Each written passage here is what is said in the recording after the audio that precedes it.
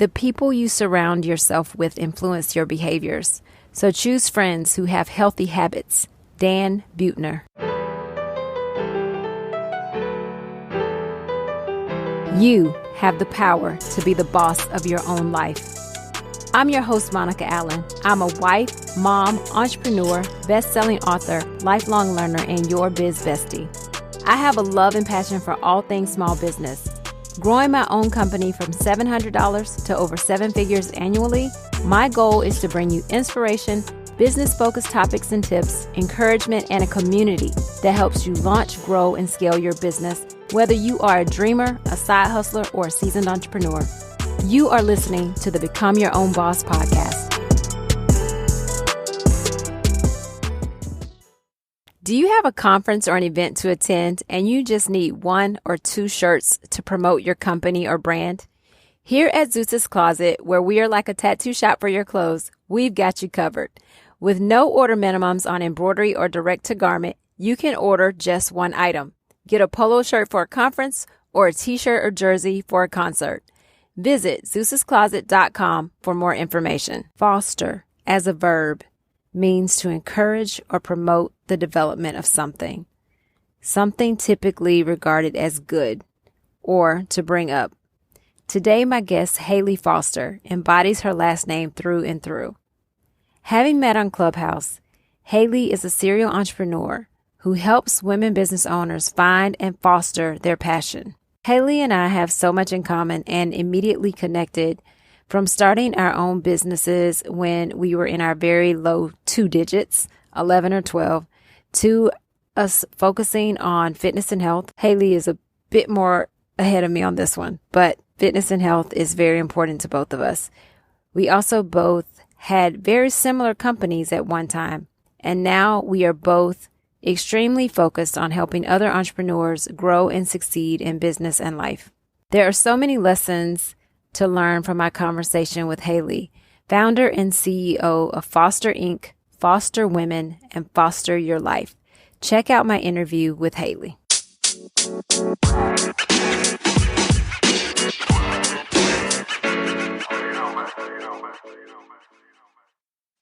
Hi, Hayley. Thank you so much for joining me on the podcast today. I'm so thrilled for this conversation. Thank you for having me, Monica. I'm equally as thrilled for our conversation. Yes.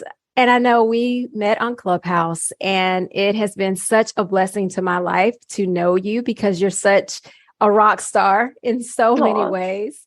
But I know you have been an entrepreneur for a number of years. So can you tell me about just your first business that you started? Well, this is funny because we discovered this early on in our friendship, but you and I have been entrepreneurs, I think, around the same exact amount of time.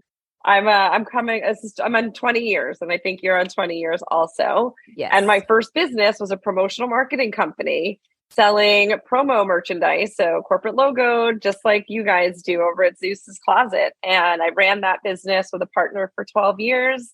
We eventually kind of morphed ourselves out of the promo world and started doing more corporate branded merchandise. We had hired a salesperson that was very ingrained in the fashion and beauty space. And so she started going after these really big department store accounts and big beauty and fashion brands. And it pushed us to start looking at manufacturing in China. And so we eventually opened up an office overseas in China, and the majority of our business was importing, designing, manufacturing, and importing high quantity orders from overseas. When I got out of the business after 12 years, that is mostly what we were doing. Wow. So now, did you all decide to sell the business, or did you roll out and you left it with your partner? How did that work out? I did a rollout, which is such a better way to describe it. I usually say, like, I got a divorce. I divorced my business partner. I rolled out. I basically said, I obviously contributed to this business for 12 years. We built it together. I did not want to be competitive to what she was doing. I had no interest in continuing in that space. Bless you for being in that space for so long. I would have lost my mind. I just felt like I was at a point in my life after going through a divorce. I had 2 little kids at home. I was commuting to Manhattan 3 or 4 days a week, and I would never see my kids. I was splitting my time with my ex-husband, and I just got to a point where I lost the passion for what I was doing. I lost myself in the process. And I really just felt a need to do something that was more fulfilling, that filled my cup, that made me feel good.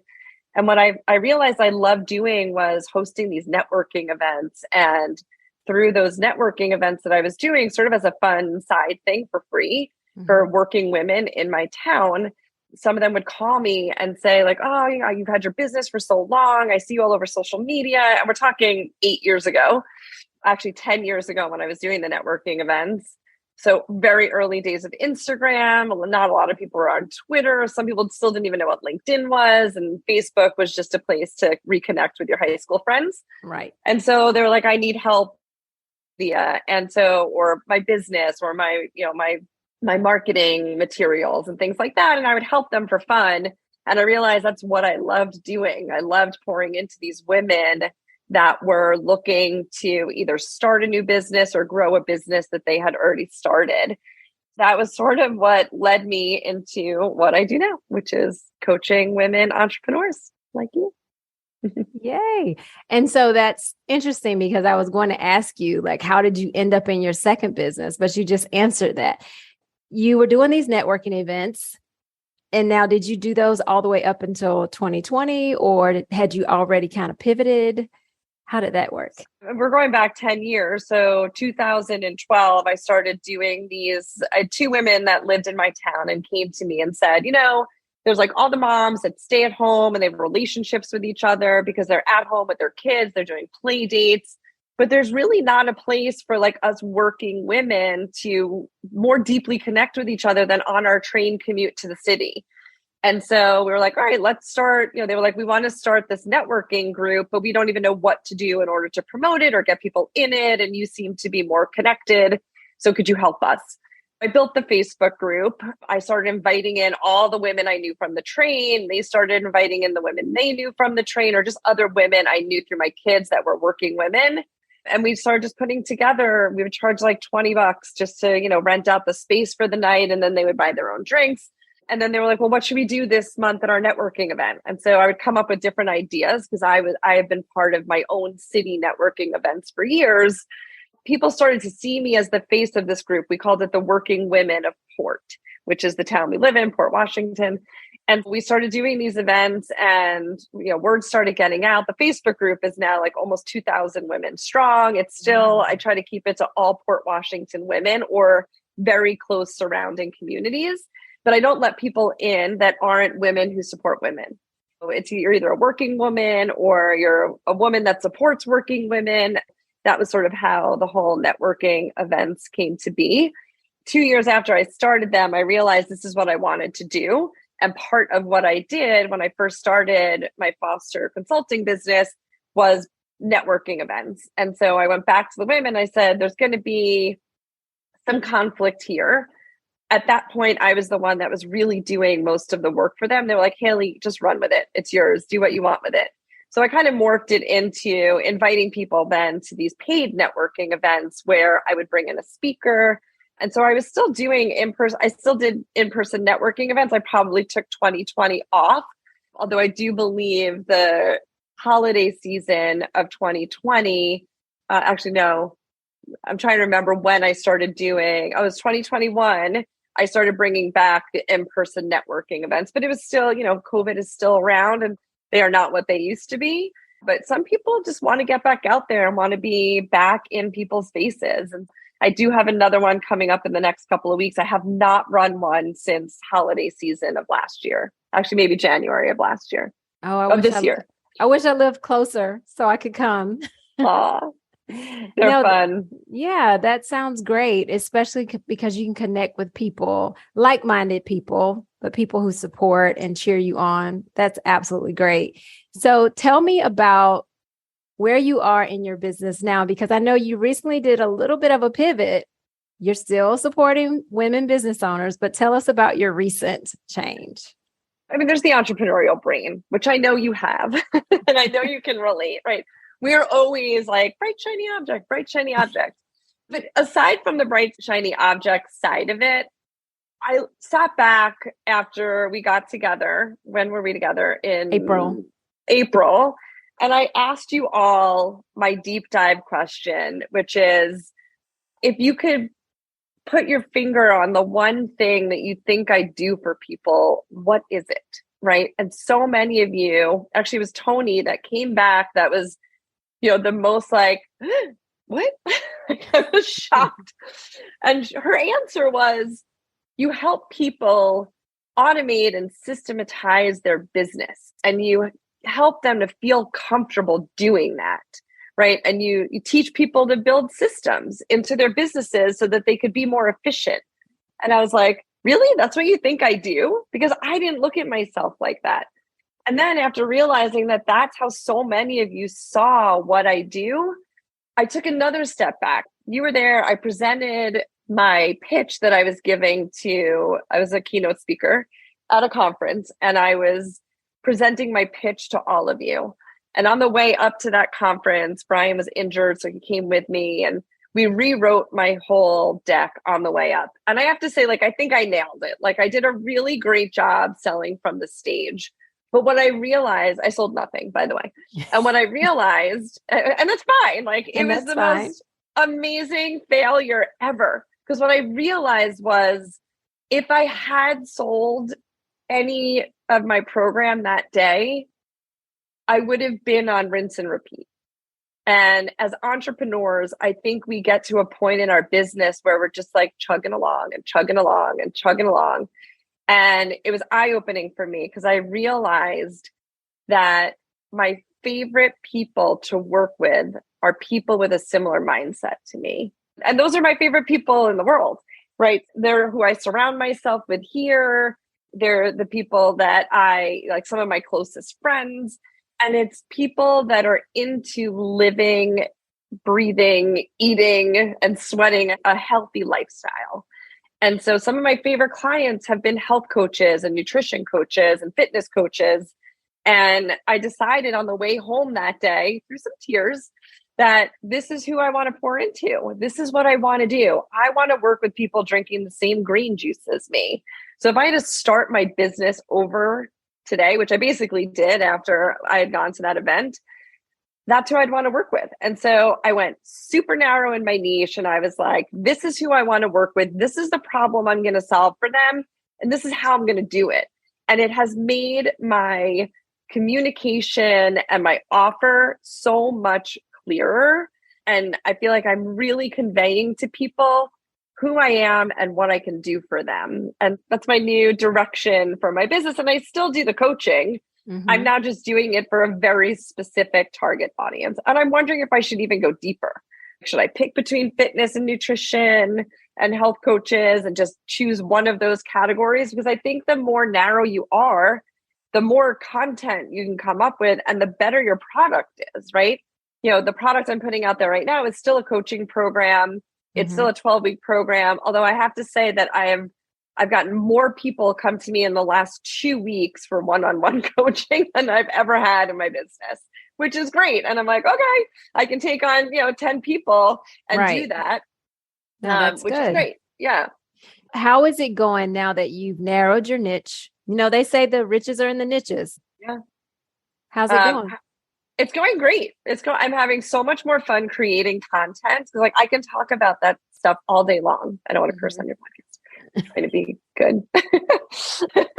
I can talk about it all day long, and I'm constantly, because I live that lifestyle. You do. So it's going great. And what it's actually also done, and I don't know if this is for this podcast, but it's allowed me more time to do some fun stuff with my hubby. And as someone that works with their hubby, you can understand, I love doing stuff with him. And so we started our own Instagram account together called Which is so cute. Life. Thank you. And we're having a ton of fun with it. We're going to I'm pivoting my Foster Your Passion podcast to the Foster Your Life podcast with Hayley and Brian.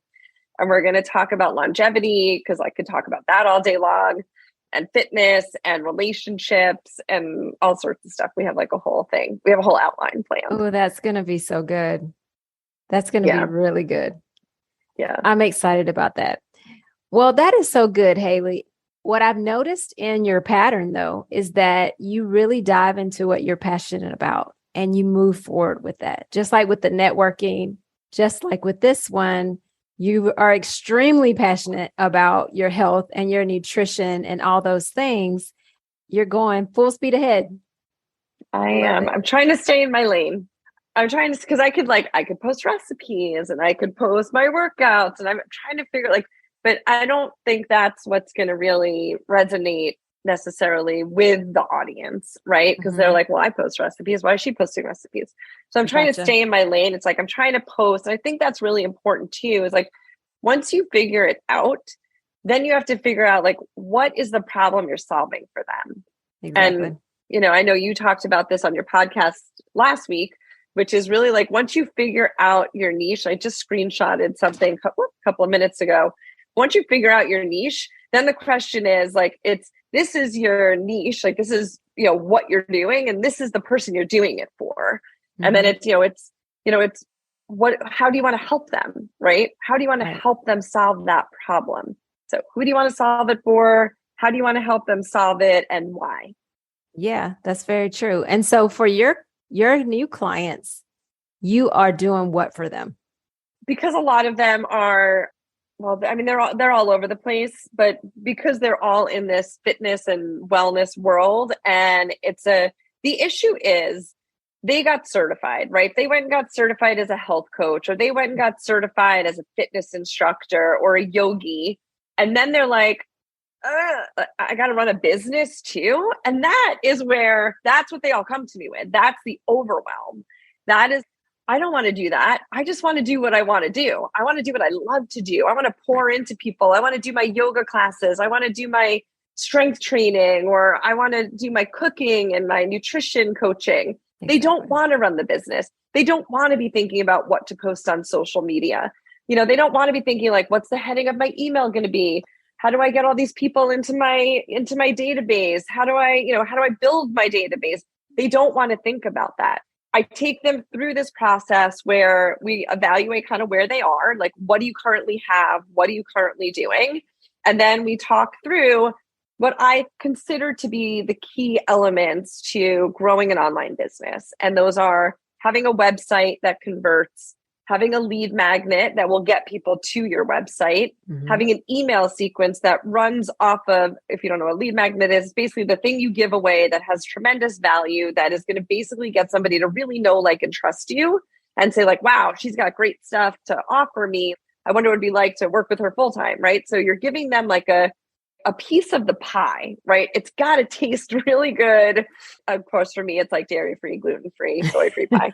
But you're giving them a piece of the pie and they're like, wow, this is so yummy and so good and just chock full of nuggets. And then we talk through the email sequence that goes along with that. And then we get into like your marketing plan, right? Like, how are you marketing yourself? What are you putting out there to the world? And again, we talk about niche, we talk about your messaging, we get crystal clear on that. And then I help them through the whole marketing side of it and the business plan. Right now that you've got this, how are you going to sell to these people? What are you going to say? What are you going to promote? What does your product look like? It's like the whole package of coaching, like wrapped up in this nice ball. Nice. I assume in that too, because you are huge into automation, you're also teaching them what they can automate or delegate and those types of things as well. Yeah, that's one of my favorite things to really help people with. Like, what are the things, we all have the same amount of time in a day, right? And if you're spending so much time doing the things that don't move the needle for your business, or they're not the thing that is really filling your cup, right? So it's like the thing that fills your cup is, if you're a health coach, like, you love coaching people, right? You love giving people ways to live a healthier lifestyle. What you don't love doing is you don't love doing all the stuff that goes along with that, right? So it's doing the thing you love, and then you still have to do the things that are going to move the needle in your business, that are going to bring you the revenue, right? You've got to make those sales calls. You've got to put yourself out there, but you can automate so much of that. So it's, what are the things you can take off of your plate that that some technology could do for you? And not everyone is tech savvy. I mean, I'm going to be 50, but I say, like, I always loved technology. My dad was like such a tech geek and was all into like the latest and greatest. And I guess he, spilled that over into me and my brother because we're always talking about new technology things. Yeah. It's what I love to do. And I love helping people to not have to do it for themselves and their businesses. Right. No, that's great because they want to focus on, like you said, what they're passionate about. And the business side is just not it. I know one of my biggest things that I have the hardest time with every year is tax season. It drives me nuts. And I'm okay with numbers, but when it comes to those nuances, I just want to run away and bury my head in the sand. Mm-hmm. So that's why I delegate it as much as I can. Exactly. The numbers were the first thing I've delegated in both of my businesses. When I started my first company 20 years ago, the first hire we did was a bookkeeper because I was like, I'm trying to run the business and be the salesperson and the project manager and all that stuff. And I'm literally spending hours and hours a night trying to figure out the finances. Right. This was 20 years ago. Like the internet was not the wealth of information it is now. Right. I mean, it was getting there, but it was not even near where it is now. And so like I bought one of those big green Nolo books, financial, not the finances for dummies, but like, how to understand the finances of a small business. Mm-hmm. And I'm like, what am I doing? Like there's experts that do this. I would so much rather pay somebody. And that's one of the things that as entrepreneurs, we also need to know what to give up, right? If you stink at doing something, give it to somebody else to do because you're going to free up enough time. I have this delegation chart that I love to share with people. And it's broken out into like $10 an hour, $100 an hour, $1,000 an hour, or $10,000 an hour. And it's like, if you're spending time doing $100, or let's just call it, bookkeeper's a little bit more than that. But if you're spending your time doing that job when you could be selling somebody a $10,000 program, you're doing the wrong thing, right? Right. Even if your program is a $500 program or $1,000 program, you're so much better off spending an hour doing that than spending an hour doing your books. So the things that you're not good at, the things that frustrate you, and the things that take you way too long, hire them out and make sure you replace that time with one of the money moving things for your business. Exactly. Don't just be like, I'm going to sit back now and relax. No. No. If you're not doing it, you should be doing something else to grow your business. Exactly. One of my favorite questions that I like to ask people, Hayley, and especially because you've been in this entrepreneurial world for 20 years, is what has been one of your biggest challenges that you faced in either one of your businesses? The biggest challenge I faced was, it's funny because I don't talk about this often, was learning the hard way not to take money from family members. I don't talk about it often, but in my first business, this is probably one of those vulnerable moments. People are like, why don't you talk about this more? One of those vulnerable moments where we had a really big order that we needed to pay for. And I borrowed $500,000 from a family member. And over like what happens, as you know, well, because you don't deal with like overseas ordering, you buy something, you have to pay China upfront for it. And then you don't get paid from your client till like 60 days after it's delivered. So we were out of that money, right? For that long. We kept trying to figure out a way to make payroll, float the finances of the business. And what we did was we kept using that money over and over again. And then unfortunately, if you have a bad order and you lose money, now you're screwed because now you're out the $500,000.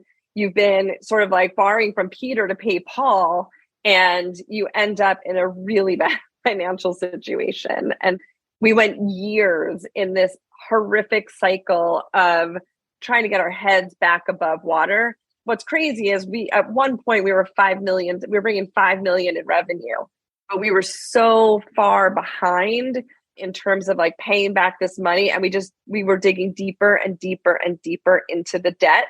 And it literally ate me apart every single day. It was torture. And it destroyed a relationship for me that was like a really special, important relationship for me. And it's the biggest regret I have in that other business. And it's destroyed multiple relationships for me. I unfortunately don't have a relationship anymore with my previous business partner, who was my best friend and has been through crazy life circumstances with me. But it just drove a huge wedge between us and the person that we borrowed the money from. And it was the biggest lesson I ever learned. But again, it was a lesson learned. It was a huge failure. But, we learned from those mistakes. And one of the things I will never do again. Yes. Oh, I can totally relate to that. And I understand that. And that getting, oh gosh, the money piece.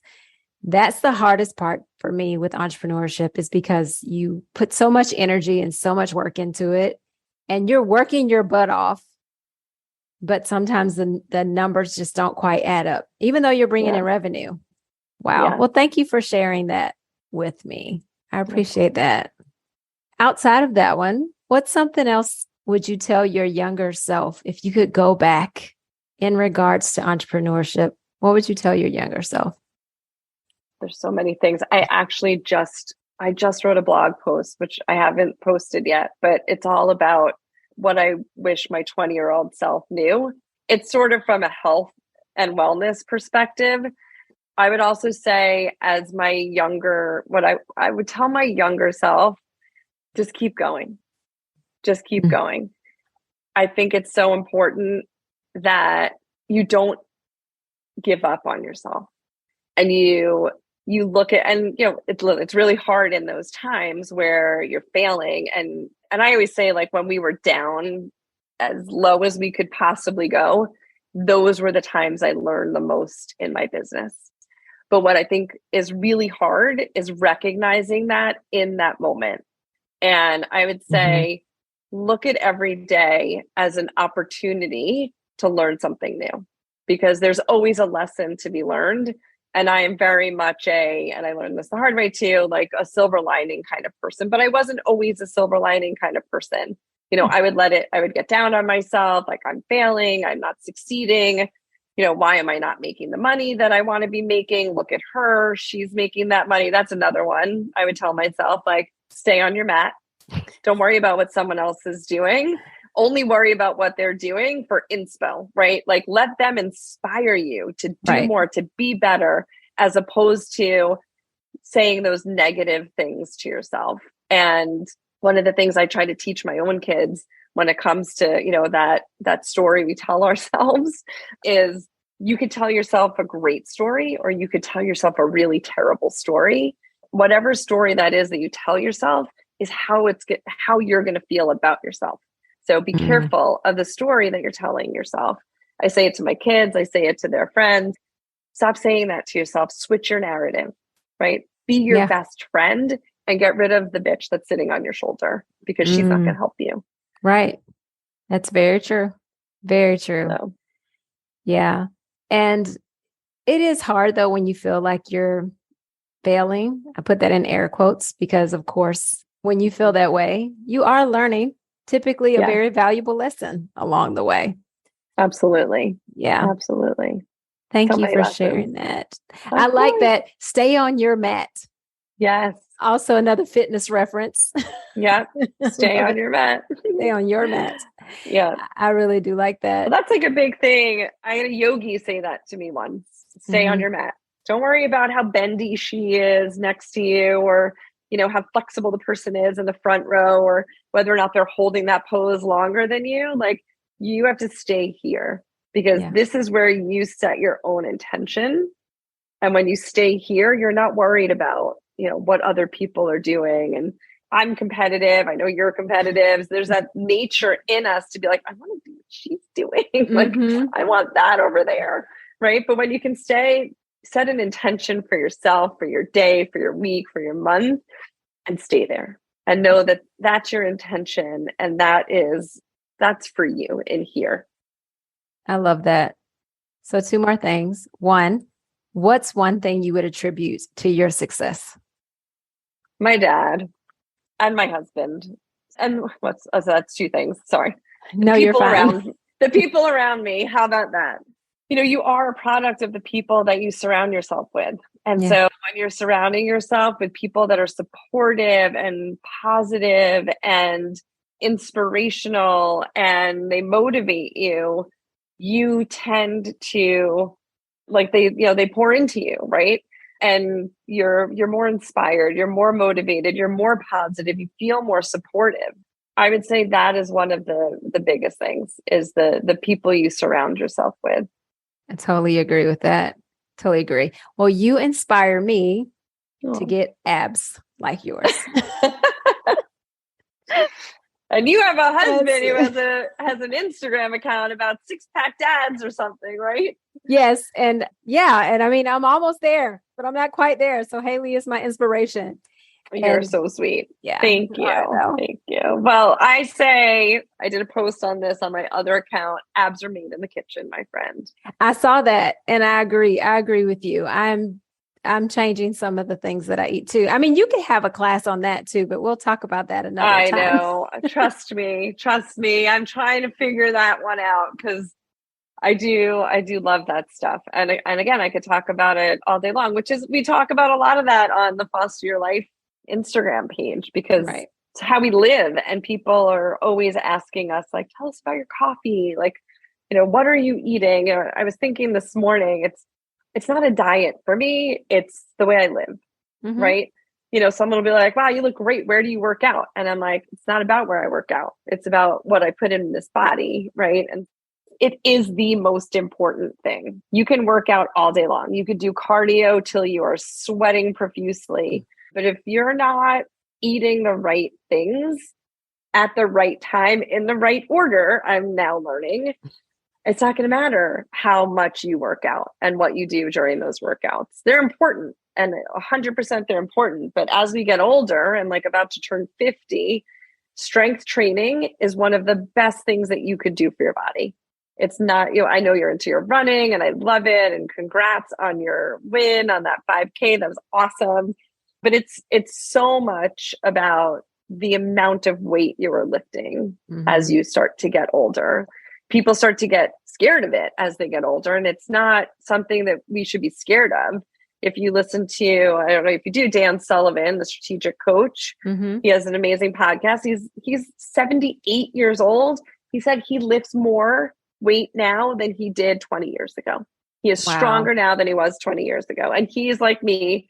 His goal is like 125 or 135 in terms of how long he wants to live. So I'm following in his footsteps. That's amazing. That's absolutely amazing. But yeah, I mean, definitely what you put in your body. I remember one thing that stuck with me when we were together a year ago is that you said you don't necessarily eat for taste. It's really about health for you. And that stuck with me. I even told Ethan about that. And we somehow earlier, like this past weekend, we were actually talking about that. And he was like, I so get what Hayley was saying. Anyway. I need to meet your man. Yes, I need to meet Brian too. We've got to definitely get together. Well, tell people how they can reach you, Hayley. You can find me on Instagram at I am Hayley Foster, and that's Hayley with 2 Y's. I'm also on Facebook, although I don't really post much there. I'm all over social media, but I would say that's the best place to find me. And my website is still fostering101.com. Because when I first started my business, it was all about the 101. It was all about getting started and all that for women entrepreneurs. I need to shift over. But you can find everything you need to know over on fostering101.com. Gotcha. What are you going to change your website to, do you think? Or have you already reserved it? Well, I've got like literally 40 different names. That's okay. Yeah. Well, I bought them all because I wasn't sure which one I wanted. Of course you bought them all. Of course you did. Well, all my programs live on Foster Your Biz, which is my Kartra page. So all my programs live over there, but I may change the website to Foster Your Life. So I love it. We'll see. Yeah. Thank you. Well, we can always have another meeting on it and brainstorm and do all the things. Yes, we need to do one of those for sure. We do. Well, Hayley, thank you so much for joining me today. I do appreciate you and your time. Thank you, my beautiful friend. It was so good to see you and hear your voice and reconnect. I miss you. You too. Same here. Thank you.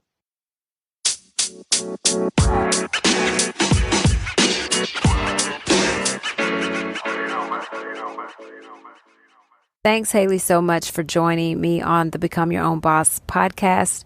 I really do appreciate you. If you would like to get in contact with Hayley, please see her information in the show notes. At the top of this episode, the quote that I stated was from Dan Buettner, who is an author. And the quote states, "The people you surround yourself with influence your behaviors. So choose friends who have healthy habits." And I don't know about you, but as a parent, I always talk to my kids about discernment and wisdom in choosing their friends. And we as adults should ask for the same wisdom and the same discernment, because we want to surround ourselves with people who have healthy behaviors, healthy habits. And that's not just when it comes to your health and fitness, but when it comes to your money, when it comes to how you spend your time, when it comes to your family, when it comes to how you want to excel and live your best life. You want to surround yourself with the right people. And I really want you all to keep that in mind as you continue to start your businesses or grow your businesses or grow your families, whatever the case may be. Be very discerning about the people you choose to have in your life and to have around you. Thanks for listening today. Join me on Instagram and TikTok for continued daily tips and inspiration around starting and growing your business. Both of my handles are at Become Your Own Boss Podcast. Also, take a moment to rate, share, and leave a review for the podcast. Remember, now is the time. Now is the time to level up, leave a legacy, and become your own boss.